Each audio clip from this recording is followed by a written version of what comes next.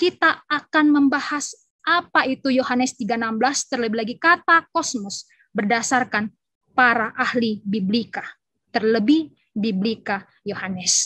Di malam hari ini ada 3 sesi ya. Pertama, moderator dan narasumber akan menyampaikan bahan. Yang kedua, akan ada diskusi. Dan yang ketiga, akan ada tanya jawab.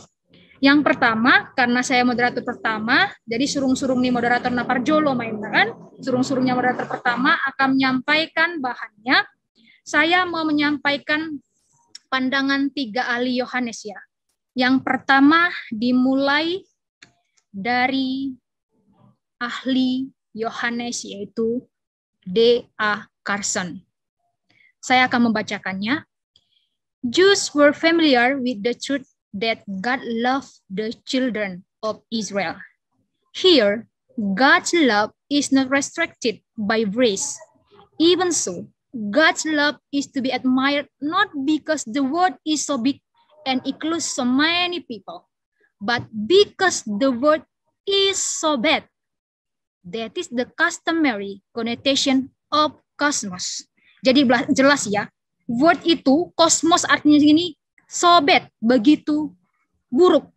The word is so wicked that John elsewhere forbids Christian to love it or anything in it. There is no contradiction between this prohibition and the fact that God does love it. Saya akan membaca bahasa Indonesianya. Orang Yahudi akrab dengan kebenaran Allah, bahwa Allah mengasihi anak-anak Israel. Ini sudah jelas. Di sini kasih Tuhan tidak dibatasi oleh ras. Meski begitu, kasih Tuhan harus dikagumi bukan karena dunia ini begitu besar dan mencakup begitu banyak orang, tetapi karena dunia ini begitu buruk. Makna begitu buruk dunia ini, itulah konotasi dari kosmos. Jadi jelas menurut Carson, kosmos di sini adalah dunia yang begitu buruk. Artinya bukan orang-orang pilihan. Berarti semua manusia, baik yang percaya maupun yang tidak percaya, itulah kasih Allah terhadap dunia. Itulah dunia yang dimaksud, kosmos yang dimaksud. Dunia yang tadi katanya sobat itu, yang begitu buruk. Karena dunia ini, arti kosmos dunia yang begitu jahat itu dan buruk itulah, makanya Yohanes juga di tempat lain melarang orang Kristen untuk menyukai ataupun apapun di dalamnya.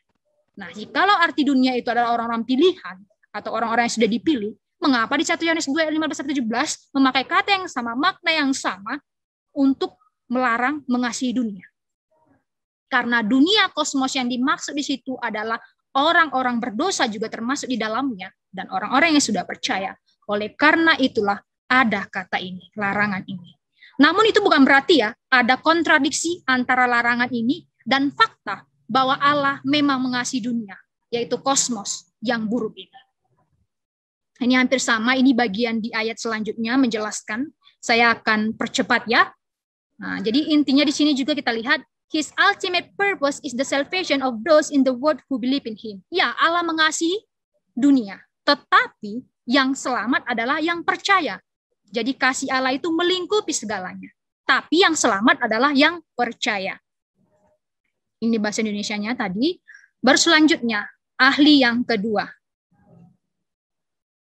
J. Ramsey Michaelis, ini buku NICNT ya. Ini bukunya agak tebal, bisa dipakai tidur kalau mau jadi bantal ya, saking tebalnya. Saya akan membacakan pendapat si Ramsey Michaelis ini. Ini buku versi NICNT. The first mention of love in the Gospel of John, and it is rather untypical in that the object of God's love is the word, ton kosmon. Jadi objeknya di sini ton kosmon. Kosmon itu kalau di Yunani ton itu ya objek akusatif ya. Kalau ton tuto itu stontois. Jadi kalau ton itu adalah objek. Nah objeknya apa? The word. Nowhere else in John Gospel or anywhere else in the New Testament is God explicitly said to love the word. Yet it cannot come as a surprise to any reader who remembers that the word came into being through him. And consequently, that the word was his own. Kita dapat melihat di sini arti bahasa Indonesianya supaya Bapak Ibu yang pendengar bisa melihat dan lebih mengerti. Ini kali pertamanya penyebutan kata cinta dalam Injil Yohanes. Sebenarnya juga Carson di lembar sebelumnya juga mengatakan ketika Allah mengasihi dunia, ini pertama kalinya disebut Allah mengasihi dunia dalam Injil Yohanes. Jadi Donald Carson sama dengan Ramsey. Dan agak tidak bisa karena objek cintanya apa? Yang tadi, dunia. Nggak biasa ini. Emang dunia itu kenapa sehingga tidak biasa? Tidak ada di tempat lain dalam Injil Yohanes atau dimanapun dalam Perjanjian Baru di mana secara eksplisit Allah dikatakan mengasihi dunia. Namun tidak mengejutkan jika kita sudah membaca di ayat sebelumnya, di pasal sebelumnya, bahwa dunia ini yang dimaksud adalah dunia yang dijadikan melalui Dia. Saya akan baca kepada Bapak Ibu, saudara-saudari, ayat yang 10 dan 11. Dikatakan di sini, Ia telah ada di dalam dunia, pasal 1 ya, ayat 10 dan 11, dan dunia dijadikan olehnya. Tetapi dunia tidak mengenalnya. Ia datang kepada milik kepunyaannya, tetapi orang-orang kepunyaan itu tidak menerimanya. Nah, dunia yang disinilah yang dimaksud, yaitu dunia yang dijadikannya, dunia yang tidak mengenalnya, dunia yang adalah kepunyaannya yang tidak menerimanya. Memang ini sesuatu hal yang pertama kali secara eksplisit dikatakan. Oleh karena itu kita tidak perlu heran kalau kita sudah melihat di ayat 10 dan 11 pasal pertama. Kemudian saya akan lanjutkan di sini. But God's love is universal. It guarantees eternal life not for the whole world indiscriminately, but for everyone who believes. The last clause of verse 16 sounds like a refrain, echoing verse 15 with only two small changes. First, it is a matter not simply of believing, but of believing in Jesus. Second, to have eternal life is further explained by its natural opposite, to not be lost. Jadi di sini dengan jelas dikatakan bahwa kasih Tuhan, menurut Ramsey tadi, buku yang tebal tadi, bahwa kasih Tuhan itu universal. Artinya apa? Mengasihi semuanya. Tidak hanya kasih untuk orang-orang pilihan, orang-orang tertentu, tidak. Tapi universal. Namun keselamatan bukan universal. Menjamin hidup yang kekal bukan untuk seluruh dunia. Jelas ya ini ya, sudah saya meraih. Namun kepada setiap orang yang percaya. Jadi tidak ada itu istilah kalau Tuhan mengasihi semua dong selamat. Semua dong memperoleh hidup yang kekal. Tidak. Memang kasih itu universal. Tapi itu bukan menjamin hidup kekal untuk seluruh dunia tanpa pandang bulu. Tetapi untuk setiap orang yang percaya. Kembali lagi ke 16b kan dikatakan, setiap orang yang percaya kepadanya. Setiap orang yang percaya kepadanya. Klausa terakhir dari ayat 16 ini terdengar seperti referen yang menggemakan ayat 15. Tapi ada perubahannya. Bersama di ayat 15 kan, ini masalah percaya kepada Yesus. Inilah ahli yang kedua. Dan yang terakhir, ini juga ya versi Tyndale dari Colin G. Kruse. When the evangelist says, for God so loved the world words signifies humanity in general. It was God's love for all humanity that led him to give his one and only son. Ton monogene ya, satu-satunya anak yang unik. Nah, ketika penginjil mengatakan Allah begitu mencintai dunia, maka kata dunia ini menandakan kemanusiaan secara umum. Artinya semua manusia tanpa batas. Itu adalah kasih Allah bagi seluruh umat manusia yang menuntut untuk memberikan putra satu-satunya, yaitu ton monogene. Jadi Bapak Ibu saudara-saudari, secara jelas saya sudah memaparkan 3 ahli Yohanes ya. Yang pertama tadi Bapak D.A. Donald Carson, baru Pak Ramsey yang punya tebal sama-sama tebal, dan versi Tyndale tadi Bapak Colin. Nah, kalau kita teologi sering bikin paper, pasti sudah tidak asing lagi dengan buku Yohanes tersebut. Saya ingat sekali di Trinity kami itu belajar Yohanes itu 1 semester ya, khusus hanya studi Yohanes 1 semester. Itu pun sudah 1 semester kurang waktunya. Dan kami memakai buku-buku seperti itu. Banyak buku-buku yang lain. Tapi untuk saat ini saya hanya menyampaikan 3 ahli Yohanes. Nah selanjutnya saya serahkan kepada Bapak Salomo. Apakah sama ya ahli Yohanes yang dibaca Bapak Salomo? Jangan-jangan berbeda atau mungkin saya yang salah ya. Kami silakan dengan hormat Bapak Salomo. Baik, terima kasih Bu Marito untuk kesempatan yang diberikan. Ya, tadi sudah dipaparkan beberapa ahli Yohanes bagaimana memandang kata dunia. Jadi sekali lagi sebelum saya masuk ke bahan saya ingin menyampaikan bahwa sekali lagi webinar ini ingin menegaskan satu hal yang sangat mendasar dan penting mengenai apakah ada perbedaan atau hanya berbeda tipis antara Allah yang mengasihi sebagian orang dengan Allah mengasihi semua orang. Justru kita ingin melihat ini perbedaan yang bukan tipis, ya, perbedaan yang sangat jauh.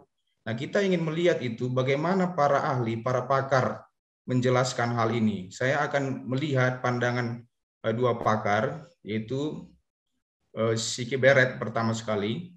Ya, silakan. Dari awal ya. Ya, C.K. Barrett, The Gospel According to Saint John, London, SPCK 1955 ya. Jadi Bapak Ibu Saudara yang terkasih, C.K. Barrett ini sebenarnya kepanjangan namanya Charles Kingsley Barrett ya. Merupakan teolog yang sangat terkenal di zamannya. Teolog abad 20 sebenarnya beliau, bahwa dia pernah menjabat sebagai presiden ya dari Society for the New Testament Studies ya pada tahun 1973. Jadi bukan orang yang baru muncul, tetapi sudah diakui kepakarannya di dunia. Nah, kita akan melihat bagaimana dia memandang Yohanes 3:16 ini. Tetapi sebelumnya kita lihat juga bahwa beliau ini pakar Yohanes ini ditabiskan di gereja Metodis ya, berlatar belakang gereja Metodis beliau. Nah, kita akan melihat bagaimana dia melihat. Nah, ini bukunya bisa diperhatikan ya. Nah, saya akan baca sekali lagi. An introduction with commentary and notes on the Greek text. Jadi khusus kepada studi kata bahasa Yunani langsung, fokus kepada studi kata Yunani, commentary atau tafsiran yang diberikan oleh C.K. Barrett ini. Kita akan melihat seperti apa dia menjelaskan. Ya, pandangannya terhadap Yohanes 3:16 itu halaman 180. Ini cukup saya screenshot, tapi di bawah saya akan lihat poin pentingnya. Bisa lanjut ya. Ton Kosmon ini saya transliterasikan dari bahasa asli. Dia mengatakan kita harus melihat Yohanes 1:10 ketika ingin menjelaskan Yohanes 3:16, kata dunia. Jadi saya sudah ambil poin penting di sini. C.K. Barrett mengatakan bahwa the world as a whole is the object of God's love ya. Ini halaman 135. Jadi dunia ini adalah sebagai keseluruhan objek dari kasih Allah ya. Tetapi dia akan melihat nanti perbedaannya itu karena ketika kita baca Yohanes 1:10 karena ada kata dunia itu dibedakan. Saya baca Yohanes 1:10. Ia telah ada di dalam dunia dan dunia dijadikan olehnya, tetapi dunia tidak mengenalnya. Nah, dunia yang pertama sekali, ia telah ada di dalam dunia ini, ya segala ciptaan. Tetapi dunia tidak mengenalnya, dia akan bedakan. Ya, ini yang dijelaskan. The cosmos world is not the totality of creation. Jadi dunia yang kedua ini bukan seluruh ciptaan. Artinya pohon-pohon seperti tumbuh-tumbuhan bukan, tetapi dikatakan di sini but the world of man and human affairs. Jadi sesuatu segala hal yang berurusan dengan manusia. Ya, seluruh manusia. Tidak seluruh ciptaan dalam arti tanpa terkecuali untuk dunia yang selanjutnya. Sehingga dia menjelaskan bahwa hokosmos berarti adalah bagi setiap orang. Ini kita bisa lihat. Coba slide sebelumnya. Ya, ini ada di bawah sebelumnya. Oke. Dikatakan di sana kalau kita lihat ini ton kosmon. Lihat Yohanes 1:10. The world as a whole is the object of God's love, but the very fact cause distinction. Yang kita lihat ya. Oke, slide selanjutnya. Ya, selanjutnya.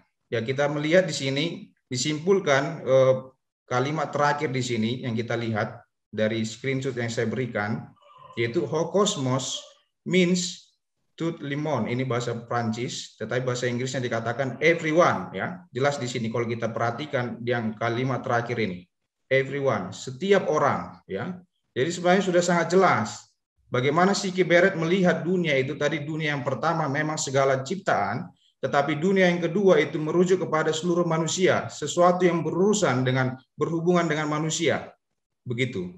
Oke, selanjutnya itu yang bisa kita lihat dari C.K. Barrett ini, begitu jelas dia menjelaskan. Sebelum kita masuk ke Leon Morris, ini salah satu juga ahli yang tidak diragukan kepakarannya. Tapi sebelum ini, mohon slide selanjutnya sebelumnya ya. Ada salah satu kita katakanlah abang saya ya, Bang Albert Romampuk begitu ya, menjelaskan bahwa C.K. Barrett ini limited ya, terbatas. Di mana posisi limitednya? Ya. Saya tidak melihat sama sekali ada posisi limited dijelaskan di sini. Jelas justru dikatakan Sigi Barrett ini, oh cosmos means tout le monde, everyone. Di mana posisi limitednya? Jelas Sigi Barrett ini unlimited. Ya, jadi Bang Albert salah memahami ya apa yang dijelaskan oleh Sigi Barrett ini. Jadi supaya jelas ini, karena ini yang dipaparkan langsung oleh Sigi Barrett. Kita melihat ini screenshotnya supaya jelas ya. Ini tadi halamannya sudah dijelaskan di atas. Ya, tidak ada yang dikaburkan di sana. Sigi Barrett menjelaskan bahwa ketika dikatakan Yohanes 3:16 ini, karena begitu besar kasih Allah akan dunia ini, dia merujuk kepada Yohanes 1:10. Supaya lebih jelas, maka dijelaskan di sana itu merujuk kepada setiap orang. Tanpa terkecuali kasih Allah dinyatakan kepada setiap orang. Tidak ada dikatakan terbatas di sana. Ya, kita slide selanjutnya, kita melihat salah satu pakar yang tidak diragukan lagi kepakarannya, yaitu Leon Morris, The New International Commentary on the New Testament, The Gospel According to John, ya, khusus Yohanes ini. Ya, Leon Morris kepakarannya juga diakui salah satu tokoh yang berpengaruh di Tyndale House, ya, pada saat itu. Kita melihat seperti apa dia menyampaikan pandangannya. Oke, selanjutnya.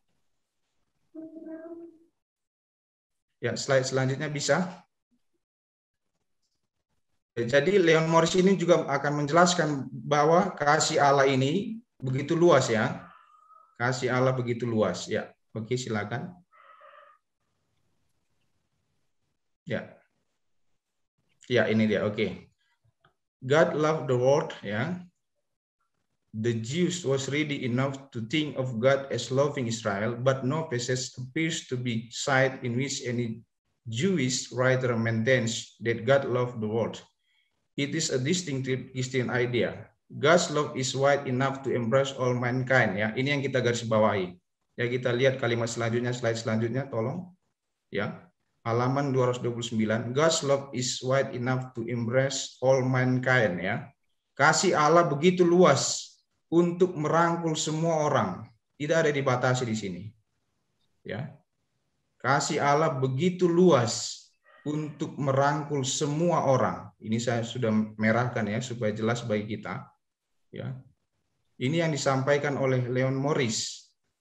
Kemudian dia mengatakan, His love is not confined to any national group or spiritual elite. Ya. Kasihnya tidak terbatas ya bagi suatu kelompok nasional tertentu atau kaum elit rohani. Ya. Sebenarnya sudah sangat jelas ini. His love is not confined to any national group or spiritual elite. Jadi tidak dibatasi kasih Allah. Ya, dari pakar-pakar ini sebenarnya kita sudah melihat bagaimana mereka menjelaskan mengenai Allah yang mengasihi semua orang. Jadi sebenarnya tidak ada disampaikan di sana keterbatasan akan kasih Allah. Justru kasih Allah bagi semua orang. Allah merangkul semua orang. Tetapi kalau kemudian itu efektif bagi orang percaya, itu persoalan lain, tetapi awalnya yang dinyatakan di sini adalah kasih Allah dinyatakan bagi semua orang. Maka tidak ada argumen yang sebenarnya bisa kita katakan menentang hal itu. Ya, silakan diangkat slide-nya. Ya, jadi sudah sangat jelas ya, Sigi Barrett, Leon Morris menjelaskan hal ini.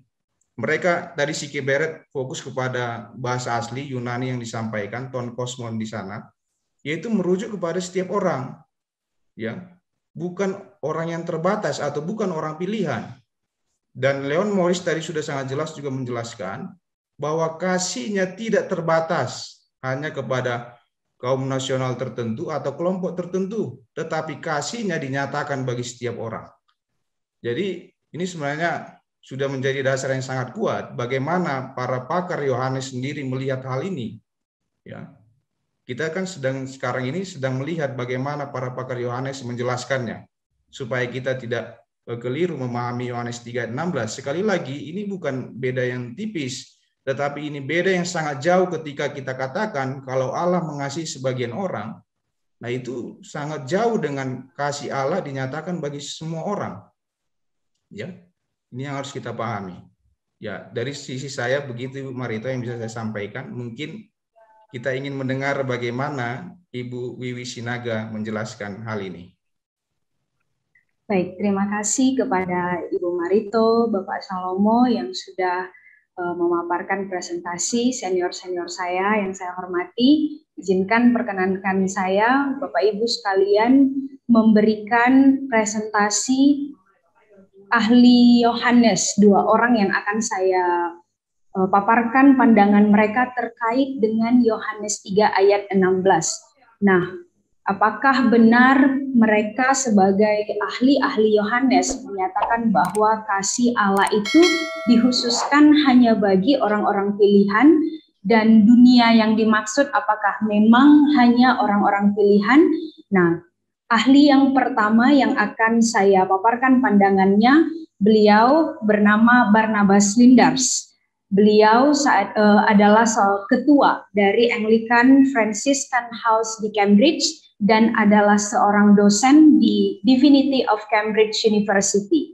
Beliau menulis sebuah buku yang judulnya ini sebagaimana di screen, The Gospel of John, adalah komentari terhadap surat Injil Yohanes, dan Yohanes 3 ayat 16 beliau tuangkan pandangan beliau di halaman yang ke-159.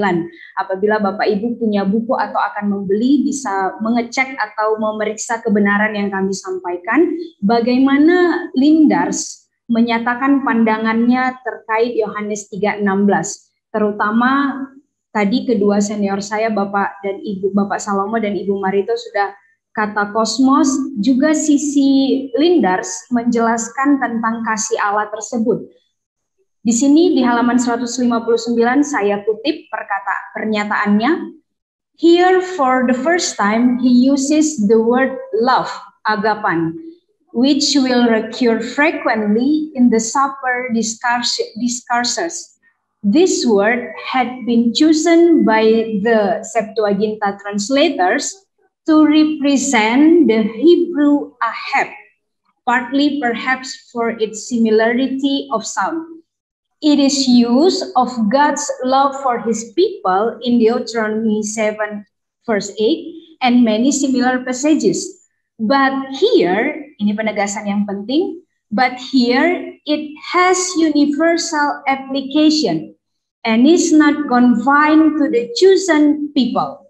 Dalam bahasa Indonesianya, di sini untuk pertama kalinya kata kasih digunakan oleh Yohanes dan diterjemahkan sebenarnya oleh penerjemah Septuaginta dari akar kata ahab dalam bahasa Ibrani. Dan kata ini memang digunakan dalam Ulangan 7 ayat 8 untuk kasih Allah bagi umatnya. Tetapi Lindars menegaskan di Yohanes 3 ayat 16, kata kasih ini memiliki penerapan yang universal. Kasih Allah itu universal dan tidak terbatas pada orang-orang terpilih. Maka ketika dikatakan Allah sangat mengasihi dunia, kasihnya itu tidak terbatas hanya pada orang-orang pilihan, tetapi universal bagi semua manusia.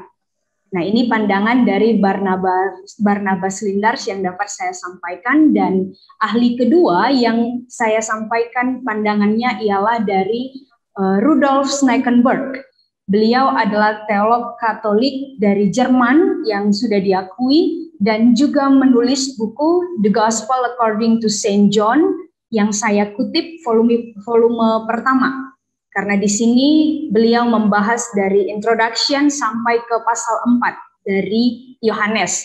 Dan yang Yohanes 3 ayat 16 itu di halaman 398 sampai 399 berikut penegasan beliau terkait dunia yang dimaksud. Apakah memang khusus hanya untuk orang-orang pilihan? Di sini dikatakan, here, as whenever the mission of the Son is spoken of, the notion of word is neither quiet neutral nor quiet negative. The word is not simply the place where men live, but sinful mankind which has turned away from God. Dan yang sudah saya underline baris terakhir, the Word, which is the object of God's infinite love and mercy. Dalam bahasa Indonesia dikatakan, dunia bukan hanya tempat di mana manusia hidup, tetapi manusia berdosa yang telah berpaling dari Allah. Nah, siapa yang telah berpaling dari Allah, manusia berdosa? Apakah hanya orang pilihan? Tentu tidak, tapi semua manusia berdosa. Dan kata dunia yang dimaksud merupakan objek dari kasih dan belas kasihan Allah yang tak terbatas. Maka baik Lindars, baik Schnackenberg juga menegaskan kasih Allah itu unlimited bagi semua orang. Dan dunia yang dimaksud bukan hanya orang pilihan, tetapi semua manusia berdosa.